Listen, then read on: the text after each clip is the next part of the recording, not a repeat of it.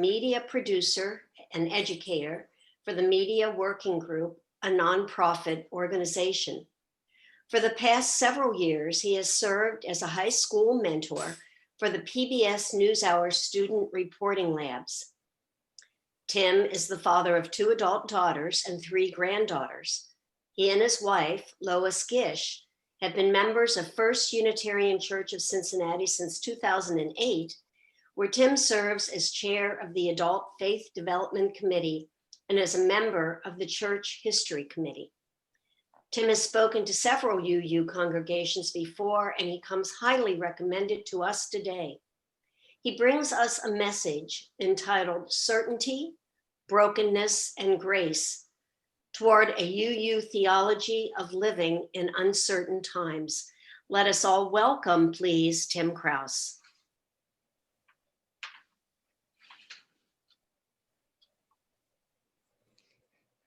Michael, Yes, I have to unmute myself here. No, you're good. You're good. Yeah, thank you. Well, hi, everybody. I bring you greetings from the First Unitarian Church of Cincinnati.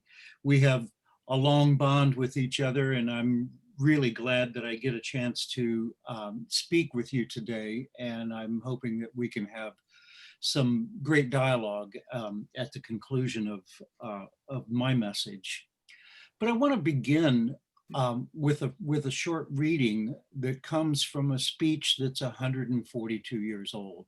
And I think that somebody will probably put that up so people can follow along. And so you can listen as I read that. I do not forget the prejudice of the American people. I could not if I would. I am sore from soul to crown with its blows.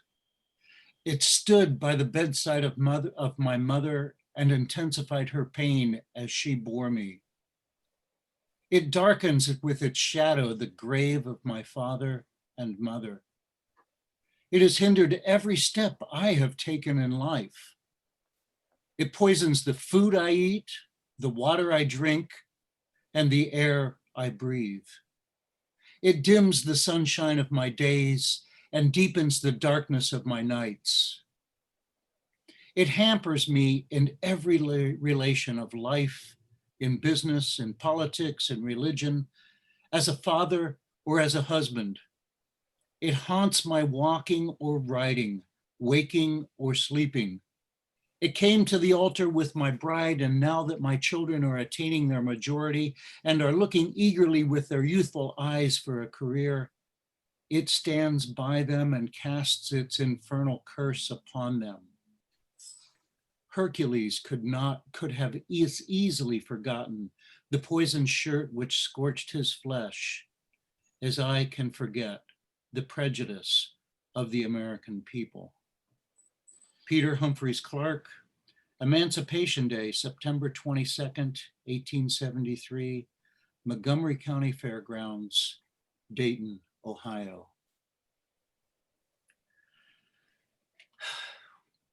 That's a heavy one. And I've read that many, many times. And each time I do, it moves me because it makes me realize the unfinished business that lays in front of us as Americans. James Baldwin once wrote, "History is not the past, it is the present. We carry our history with us. We are our history." Even though Peter Clark's words at the Montgomery County Fairgrounds are 142 years old, they could have just as easily been uttered today by anyone whose skin color is darker than most of ours. We cannot lose track of this fact about American life. Racism, or the prejudice of the American people, as Clark put it, continues its virulent 400-year legacy with an intensity that is hard for some of us to completely grasp, because we do not overtly feel its daily sting. Now, as Clark so eloquently noted, it is in the air we breathe. the water we drink, and the food we eat. And for those reasons, it is baked into every institution and unconscious mode of activity that we Americans of all cultural backgrounds engage. It is the source of much of the brokenness of our society that contributes to many of the dysfunctions that infect our own Unitarian Universalist Association. I want to take us back to Peter Clark because I think his experience with our church ancestors at the First Unitarian Church of Cincinnati illuminates what Baldwin said about our history being our present. Many of the lessons we could have learned over 100 years ago, we still need to learn about ourselves, our churches, and our theology. When Peter Clark spoke on that Emancipation Day as one of the keynote speakers, he was regarded as one of the leading Black intellectuals in America, right alongside his friend and mentor, Frederick Douglass. His voice and his leadership among the newly enfranchised Black electorate helped to elect presidents and governors, people that he knew personally. Clark was primarily known, however, in Cincinnati for educating at least 4 generations of young Black professionals and educators and intellectuals as the principal of Gaines High School, the first public high school in Ohio for African Americans. His memory lives on in Cincinnati public schools as the namesake for Clark Montessori High School. Clark was also an active member of the First Unitarian Church of Cincinnati, the church I call home, and the church some of your founders used to call home. Now, Peter Clark's grandmother was a fighter. Like too many enslaved women, Elizabeth Clark Gaines was a concubine in the slave breeding state of Kentucky. You have to sort of let that sink in a little bit. A slave breeding state. She bore the 4 children that were fathered by the person who owned her, John Clark. Now, one of those mulatto children, as the US Census referred to them, was Michael Clark, Peter's father. Upon the death of her owner, rapist, and lover, you can imagine how complicated and messy this all was. Elizabeth Gaines Clark, or Clark Gaines, gained her freedom, but she tenaciously fought for the freedom of her half-white, half-black children so that they would not be sold deeper into slavery and misery of a cotton plantation. Peter drank deeply from the fighting legacy of his grandmother, and he became a tenacious champion of Black liberation while maintaining his own very complicated relationship with the white culture and society that simultaneously enslaved his people and opened up doors of opportunity for him. Clark never forgot the fact that he was considered less than white, even by his Unitarian friends and church members. It was said of Clark that no bootlicking blood coursed through his veins, and he constantly stood up to white society to prove that fact. Peter Clark's relationship with First Unitarian Church began when he was a teenager, attending utopian socialist organizing meetings in the basement of our church with his family members. Those meetings resulted in the creation of several utopian communities in Ohio, most notably the town of Utopia, Ohio, along the Ohio River east of Cincinnati. Some of you may have passed through that town. It's basically a collection of houses today, but there is a historic marker there. His aunt and uncle joined that community, and his family forever kept that notion of utopian socialism deeply ingrained in all of their activities. It was many years later, however, that after the Civil War, that Clark actually joined our church. But from 1850 on, he consistently attended church services and maintained close friendships with the ministers of our congregation and outstanding lay leaders like Alfonso Taft, Moncure Conway, Thomas Vickers, and a host of other members of our church. Now, Taft did much of Clark's legal work as a pro bono lawyer. because the Ohio Black Codes made it illegal for any Black person in Ohio to have legal standing in any court of law or to own property without the intervention of a white man. Likewise, they could never testify in a court of law against a white man, and they were always required to show social deference to any white person at any time. Now, those Black codes didn't cease to exist because of the Civil War. It took until 1883 for those Black codes to be removed from the law books of Ohio, and they were selectively enforced throughout that time period from the Civil War until 1883. Coincidentally, it was a member of First Unitarian Church who became governor of Ohio who removed those Black laws from the law books, and it cost him his governorship. So it wasn't a popular idea to remove that. Such were the blood-boiling daily insults that free Blacks endured in Cincinnati. So while on the one hand, Peter Clark valued the long-term friendships with church members like Alphonso Taft, he resented the hell out of the idea that he must be subserviently dependent on the generosity of well-meaning white people in a society where most white people regarded him as little more than dirt under their feet. It was a very complicated and messy relationship, very much like his grandmother's relationship to her owner. And it still is today for most people of color who actively interact with white society in a meaningful way. So actually, not much has changed in more than 150 years. Clark also witnessed the many privileges in which members of the First Church could exercise their privilege, a privilege he would never attain. As a young boy, he observed our Unitarian minister, William Henry Channing, publicly proclaiming his opposition to slavery in 1839, but then watched in a confused amazement in 1841 as the church body overruled Channing's request for the Cincinnati Anti-Slavery Society to hold its meetings in our church. The politics of the Anti-Slavery Society were beyond the pale of respectability for the members of our congregation. Besides, a good number of our merchant class members at First Unitarian made a handsome living off of the business relationships they maintained with the economy of slavery. Cincinnati was a decidedly pro-slavery town, and that sentiment was driven by the economic interests of the business community. Our church was clearly on the wrong side of history in 1841, and we nakedly exposed ourselves for the whole world to see, including Peter Clark.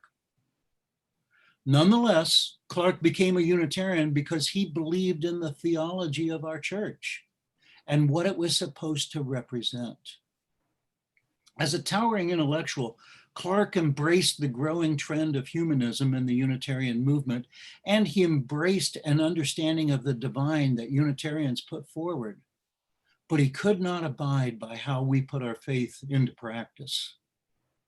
In addition to joining our church, he also kept his membership in the Allen Temple AME congregation of Cincinnati because he needed to maintain a foot in the world of his own people. This was and is not an uncommon decision by many Black Unitarian Universalists, even today. They have an agreement with Unitarian Universalist theology, but they cannot easily live with how we put that into practice. Remember the words of Peter Clark. Hercules could have as easily forgotten the poisoned shirt which scorched his flesh as I can forget the prejudice of the American people. There is not a great deal of difference between the Cincinnati Unitarians of 1841 and the Unitarian Universalists of today, who reluctantly and slowly debated their relationship with the Black Lives Matter movement, which is the modern anti-slavery movement of today. The arguments for moving slowly or not at all are almost identical. There is a privilege and a respectability barrier standing in our way that prevents us from making that commitment. What we fail to realize is that if we are to live by our faith, we must be willing to risk it all to be true to that faith. The modern day Frederick Douglasses, Harriet Tubmans, and Peter Clarks are watching to see what Unitarian Universalism will do. And that really is the question for today. What will we do? Part of the answer might rest in how we think about and act upon our Unitarian Universalist theology. One of the reasons I became a Unitarian Universalist is because the theology behind the Universalist core message resonated with me. Universalism removes the religious debate and focus about our salvation and proclaims that all of us are saved. The task of our faith then is not about how we can earn our way into heaven, but how we can bring heaven to the here and now on this earth. How are we going to live our lives in such a way that all people we encounter experience the joy of being equal members of a beloved community? It was not just coincidence that the 19th century Universalist churches were among the most radical faith organizations on the issue of slavery before the Civil War. Many of those churches did risk it all to be a part of the Underground Railroad. One of the last lynchings of a Black man that happened after the Civil War in Northern Kentucky was done by white supremacists on the lawn of a Universalist minister in Boone County. It was a warning and an act of revenge against Blacks and whites who dared to defy the norms and heritage of a white supremacist America. Universalists had no problem in identifying with the oppressed because they were almost universally reviled by Orthodox Christians and even some Unitarians. Universalists were not afraid to embrace the liberation theology aspects of Christianity. The good news of the Gospels for Universalists is that absolutely everyone has a seat at the table, and that fact will never be denied. That is what is so revolutionary about Jesus's message for Universalists. The key to that revolutionary message is that we all are broken and that it is all the more a reason for us to come together in beloved community. For it is the love and grace we give each other in our state of brokenness that is the key to our wholeness. And wholeness is really what salvation is all about. It's not pie in the sky rewards. It's about being whole people. Unitarians, on the other hand, had a very different orientation to community and our collective salvation or wholeness. While most Unitarians didn't intellectually disagree with the idea of universal salvation, they did have a lot of obstacles to overcome to get there. Most 19th century Unitarians came from class-privileged backgrounds, and they were deeply entrenched in the notion of individual achievement because that was their life experience and religious experience, what their life and religious experience taught them. The idea of hard work and the Protestant or Pilgrim work ethic lived loudly in their lives. They were self-made, in line with the great American mythology about work and success. Success and wealth came easily to them because they were typically born into success and wealth, or at least had the connections to receive success and wealth if they didn't have that to begin with. They also embraced the ideals of the Age of Enlightenment that drove our country's founders to think that we could perfect society through the creation of enlightened governance. And that enlightened governance was based around rewarding industry and hard work. They rarely thought about the structural barriers to success. Unitarians had a sense of certainty about them. It was reflected in the social circles in which they moved, and it was reflected in the theology they embraced. Even though they disagreed with Calvinism, they didn't really worry about the Calvinist doctrine of predestination because they knew that even if they were wrong and Calvin was right, they would surely be among the elect in heaven because they were the privileged few. They were that certain of their identity.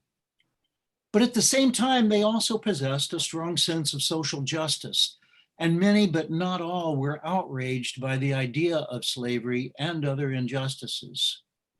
Those values, however, tended to be more of an intellectual or academic exercise because their class position in the world either buffered them from the harsh realities of such injustices, or they were the cause of the injustice themselves.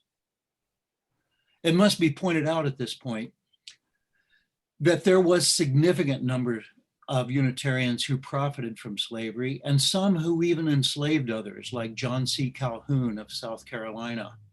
Calhoun, along with the anti-slavery John Quincy Adams, co-founded the Washington, D.C. Unitarian Church, now called All Souls Church Unitarian. And so when Unitarians were confronted with the brutality and injustice and forced to make a choice about which side of history they were going to be on, it was very, very difficult. Such is the struggle for people of privilege. Injustice and its consequences were experiences that the rough and tumble lower class universalists of America experienced firsthand. For universalists, the choice was clearer, and it was possibly easier to stand on the side of the oppressed because they were already there. So today, Unitarian Universalists, a largely middle-class denomination, have inherited two theological traditions that find themselves at odds with each other. Our certainty about life and the eternal questions have created many blind spots for us that are often driven by the dominant, comfortable class culture of many of our members. We don't necessarily like the idea of embracing our brokenness, and we don't quite understand our need for beloved community to heal that brokenness. We, sadly, are addicted to the mythology of hyper-individualism, and we fear community. Look at you, handsome boys. To our personal independence. Why do you think we are having all these pitched battles about governance in many of our local congregations? Could it be that we are clinging to our heritage of individual certainty as opposed to beloved community? Is there another form of brokenness that is created by our unwillingness to submit our individual wills to the health of the community? Are we so full of our own If you want to, if you don't mind waiting until... we cannot accept the grace offered to us by those who want to build that beloved community? Peter Clark despised the world that white culture forced upon him, but yet he chose to build a community with a church that offered him at least some hope of a more just world. He ultimately left our community because we refused to support him in his most desperate hour. We can talk more about that later. I won't go into detail about that right now.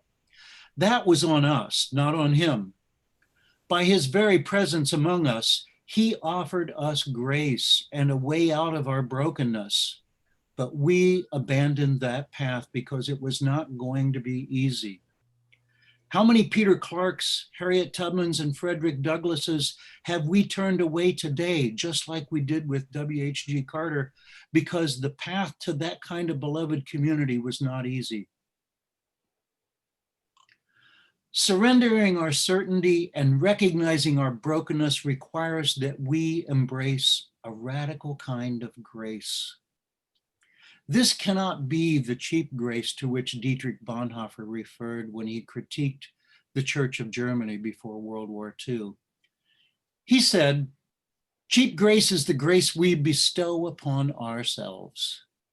It is the preaching of forgiveness without requiring repentance, baptism without church discipline, communion without confession. It is grace without the cross."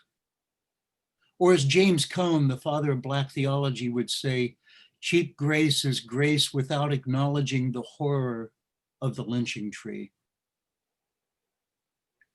Real grace is what Bishop Desmond Tutu was able to offer his apartheid oppressors once they truly and profoundly confessed their crimes against humanity and truly and profoundly recognized the depth of the suffering they caused.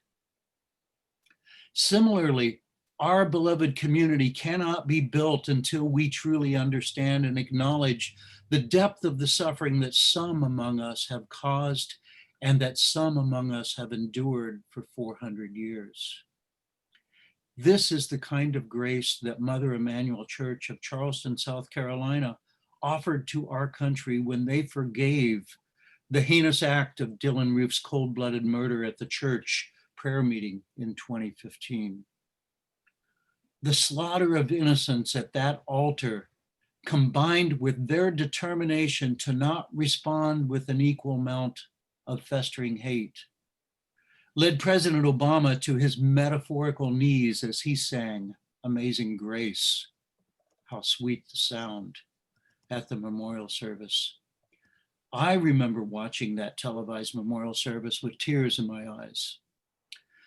And I'm sure if you did see it, you were teary too. That moment is seared into my memory. If Unitarian Universalism is to survive this century, we must understand how truly amazing that kind of grace is and could be. And we must be about the work of getting over ourselves as we bestow that kind of grace upon each other. Amen.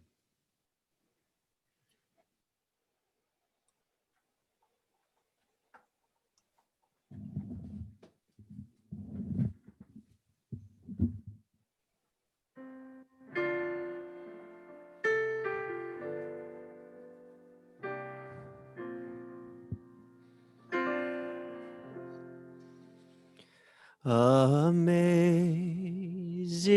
grace, how sweet the sound that saved a wretch like me. I once was lost, but now am found, was blind, but now I see. 'Twas grace that taught my heart to fear, and grace my fears relieve. How precious did that grace appear the hour I first believed. Though many dangers, toils, and snares I have already come, 'tis grace that brought me safe thus far, and grace will lead me on. When we've been here 10,000 years, bright shining as the sun,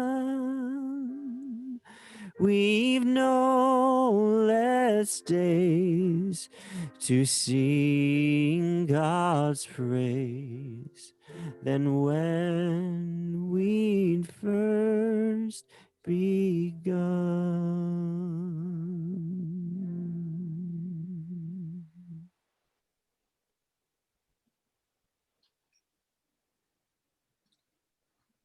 Thank you so much, Tim, and thank you, Michael, for this playing and singing of Amazing Grace.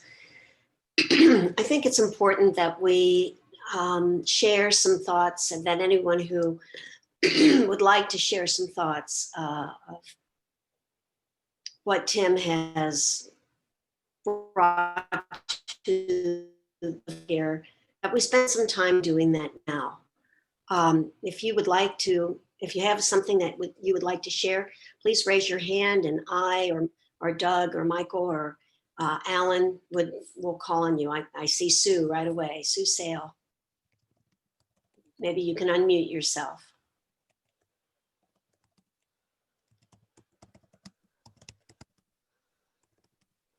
I was born and raised at St. John's, and Reverend Krollpfeifer was one of my heroes because he was so liberal and to me at the time. In later years, I found out that Reverend Krollpfeifer was instrumental in seeing that the African American Church in the West End was not admitted to the Unitarian Association at the time because they had not gone, the minister, who I guess was Leslie Edwards' grandfather, had not gone to either Meadville or Harvard Divinity School. And so therefore they were not acceptable. So what we just heard was right on, that the Unitarians at that point were real intellectual snobs. They might have been talking the talk, but they certainly weren't walking the walk, at least here in Cincinnati.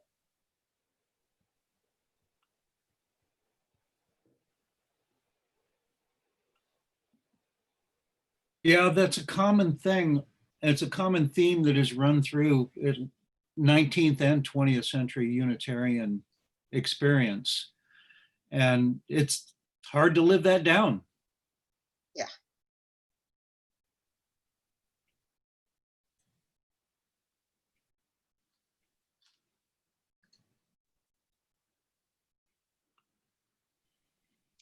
Diane, would you unmute yourself, please? So I want to thank you for what you said.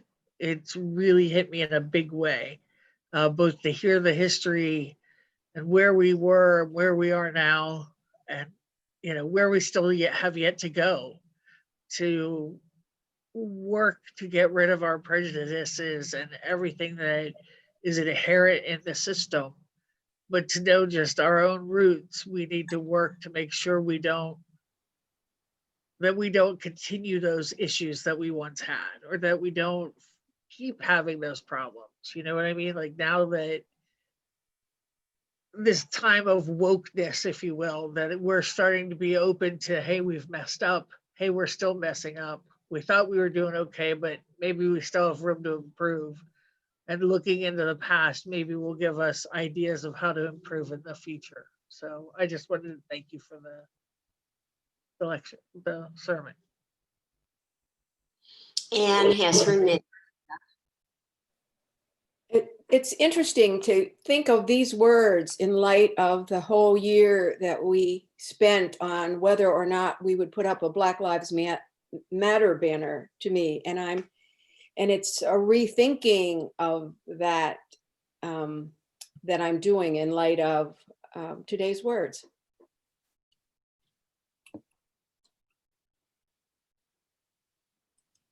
Yeah, I see a lot of heads nodding. Betsy Anderson, I think, wants to speak. Betsy, unmute yourself. Yeah, I just did. I'm interested to know why Clark left the first UU church. You mentioned that, and you said Okay, you might say yeah. something later about it. Well, Clark was an educator, and he was an educator in a segregated educational system. And the complications of that, just like his complicated relationship with the church and his grandmother's complicated relationship to her owner, there was this double-edged sword about education. Clark ultimately became an ardent proponent of segregated education. And he did that because he recognized that when we integrated education, all the Black educators were going to lose their jobs. And he fought tooth and nail to keep the education systems of Ohio segregated.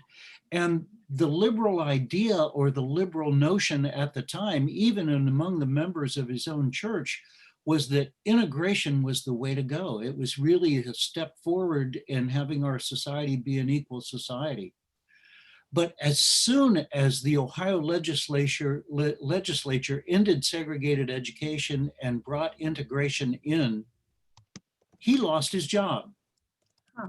Every Black teacher in Ohio lost their jobs because no white family was going to let their children be taught by a Black teacher.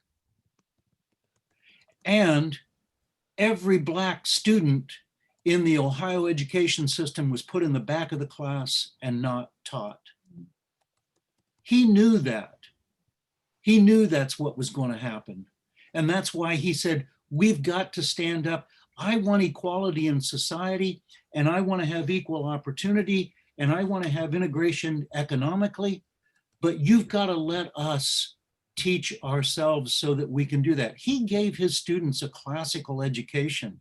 He taught them Greek and Latin and physics and chemistry and the classics of literature. Anybody who graduated from Clark's High School was on an equal footing of any student that ever went to Harvard or Yale. All of that was lost when we integrated education in Ohio. And his church failed to recognize that, and they let him waste away. He could not find work in Cincinnati, and he had to leave, and no one stood up for him, and he was considered a pariah because he stood up for segregated education for those reasons. He had to go to Alabama to teach in a segregated school there for a while, and then he ultimately went to St. Louis, where he lived the rest of his life, and he lived for 96 years. He was born in 1829 and died in 1925. Very interesting. I did not know that about segregation and integration with the schools.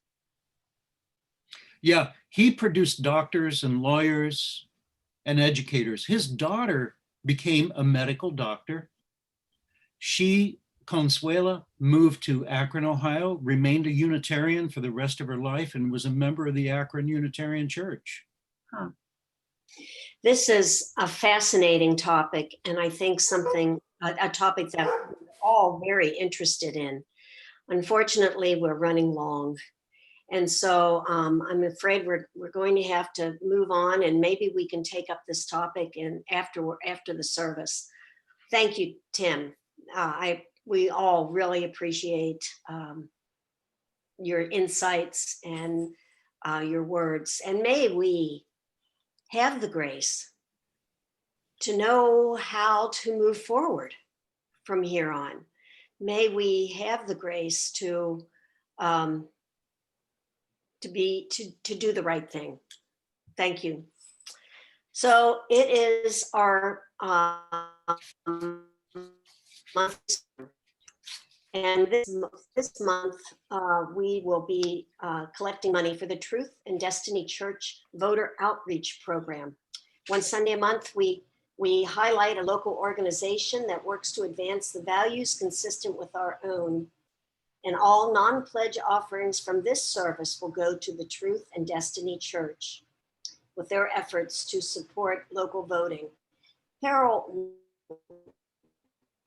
will give a little bit more of an explanation. Carol, if you haven't already unmuted yourself, please do so. Thank you. Hey, Tim, thank you. That was really a really powerful presentation. It's wonderful to get the local history as well as the larger picture. Let's see. I'm going to try this here and here and here. All right, there we go. One more thing.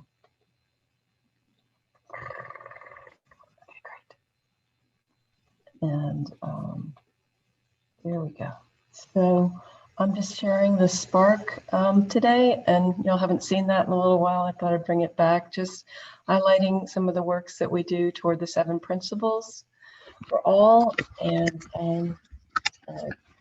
Jack isn't here today, but you can thank him for giving me the 3 or 4 nudges I needed to get going on this. Let's see. So we're talking about getting out the vote, GOTV, and bringing people to the polls.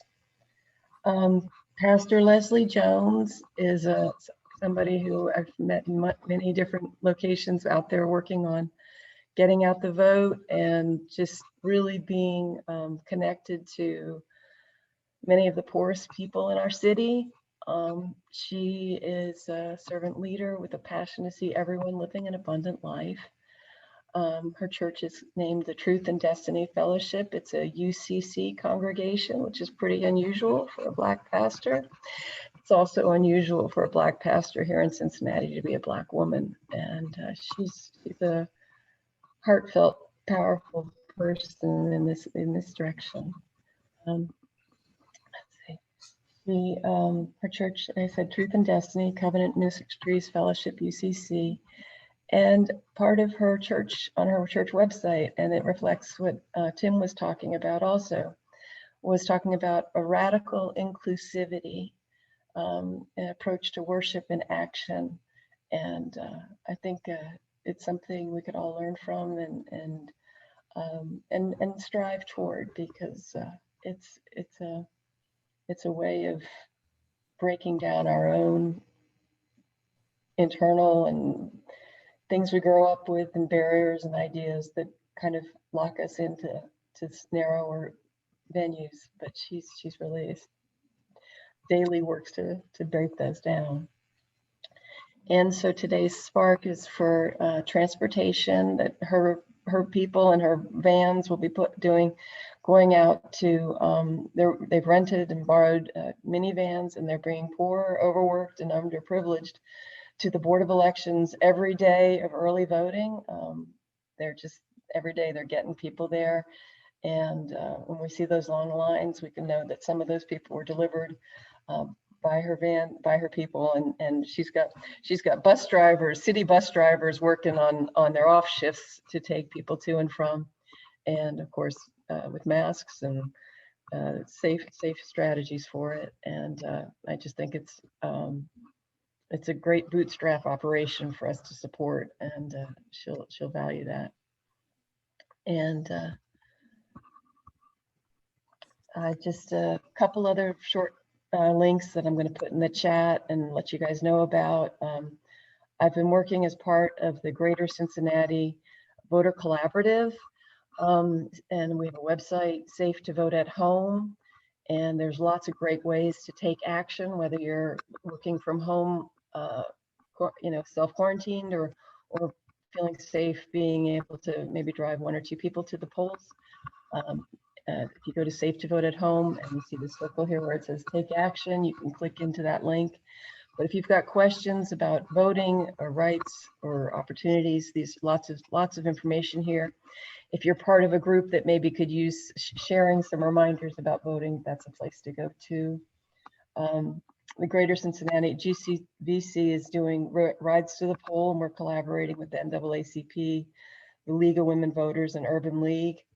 And just remind you that the ballot, your return ballot, if it's coming close to the election day, please make sure the post office puts a postmark on it, because if it doesn't have the postmark on it, they will not accept it if it's received after the 3rd. And then another couple points to remember here. Safe to Vote at Home, and just get your ballot back early, whether you deliver it to the wonderful little cartoon here of the 24/7 drop box, or whether you send it by mail. Just make sure that it either gets the postmark in or put it in the mail this week. Really don't leave it to the last minute. And you can always go online and track your vote. And that website, Safe to Vote at Home, has links to the Hamilton County Board of Elections, which will allow you to track your vote. And if you've got any questions about that, I'll put my phone number in the chat too. And I think we're about there. I've included this description of the radical inclusivity that Pastor Leslie has put out on our church website, and I've got links to that also in the chat if you want to learn more about it. And I've also, these are the links that I'll put in the chat. They're also going to be, they're already posted now to the GNH Connections Facebook group. If you want to click into any of these to learn more about her church, radical inclusivity. This is a video of actually Pastor Leslie out on the street talking about defund the police and chanting with the crowds. And then guidance, this absentee guidance link is actually done by Tim Kraus's compatriot at First Unitarian, Julie Almager. She and I were talking about how we need to have a video about how to do your absentee ballot. We need to have a video. She actually did it, and it's been used across the state. We'd love for you to share it further. And more about the links here for the Greater Cincinnati Voter Collaborative. And if you could donate by using the GNH Givelify donation link, and then just say Truth and Destiny, GOTV, and we'll work with Mark to make sure that it gets to Pastor Leslie's church. And I think that's my pitch for today, but I'm happy to answer any questions. And like I said, I've put all of that here in the chat.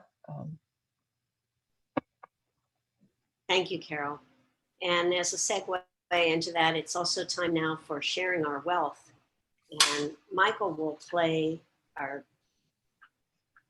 play Danse Macabre by Camille Saint-Saëns. Dance Macabre, Camille Saint-Saëns. Yeah. Right. It's just a spooky Halloween song. It's kind of goofy, but yeah. I just love Halloween.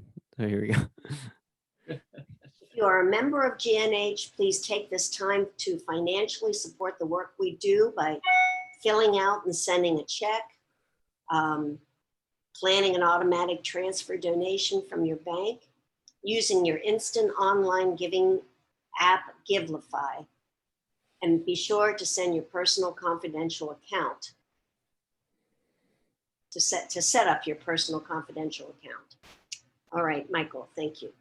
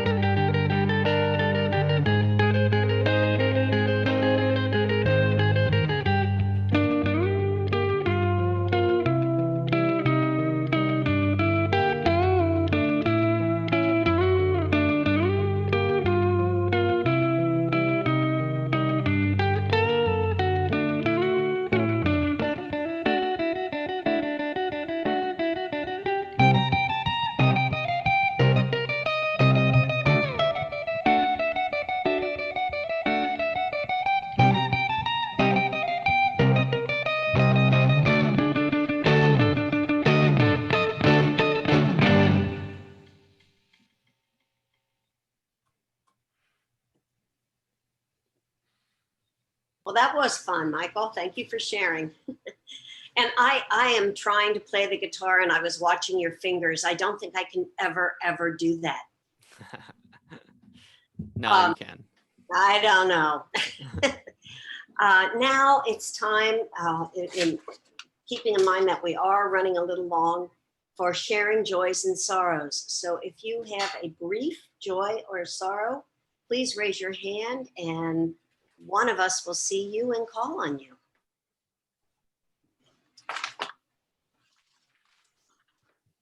Lindsay? My joy was just that talk today, Tim. It's just fabulous. And I would love to be able to send that link to some of my childhood UU friends who have, dispersed all over the country, and many of whom don't actively participate anymore. But I think this was such an important message. So thank you. That was a real joy. I got it. Thank you. I got it recorded, Lindsay. As always, the recording will be on our website, so you can refer people just to go to our website, Lindsay. When does it go up, Doug? Probably tomorrow. Tomorrow? Okay, great. Thanks. I will do that. Sue, unmute yourself. Okay, okay. This is just a little tiny thing compared to the weight of everything that Tim had to teach us, but I have kind of been lobbying for a new pet for the elderly at our house.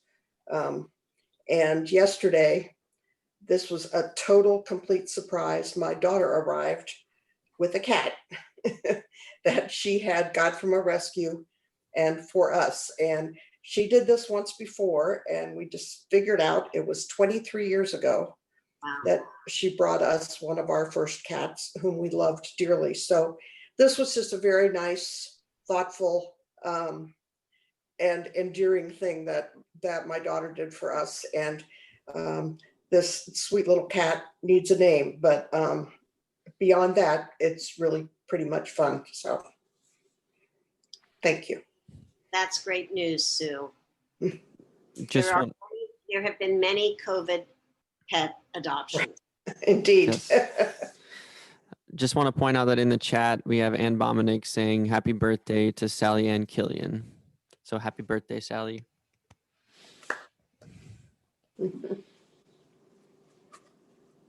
Quick joy for me today. For me, Mark's 11 years sober. That's wonderful. It's wonderful. And I will. Fabulous. Sorry. Is there someone else? No, I was just cheering him on, and it took me a minute to unmute myself. That is just awesome. I know how hard that is. Keep it up, one day at a time. Thank you. I will drop one more Oh, Sue.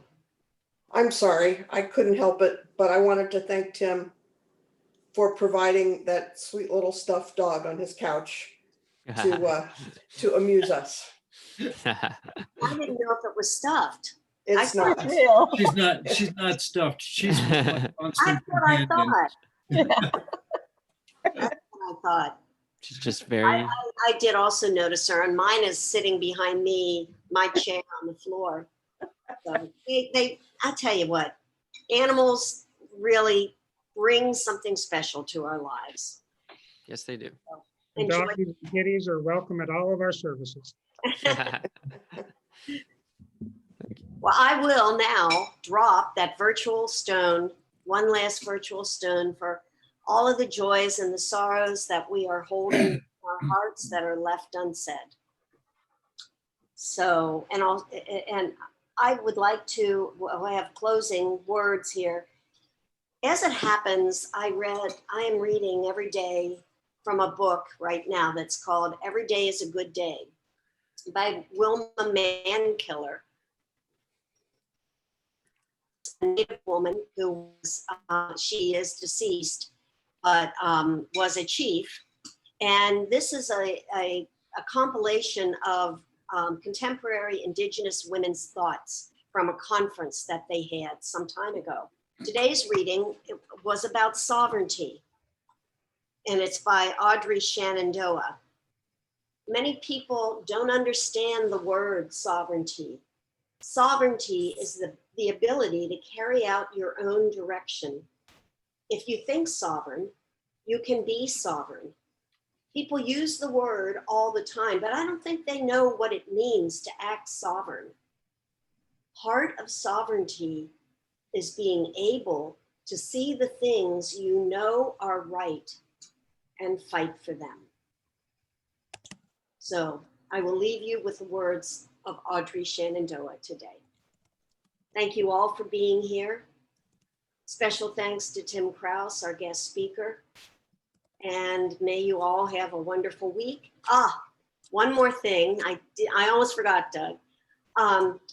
After the service, or right now, Sue Klein is leading a meeting to introduce the ministry transition team to us and their works.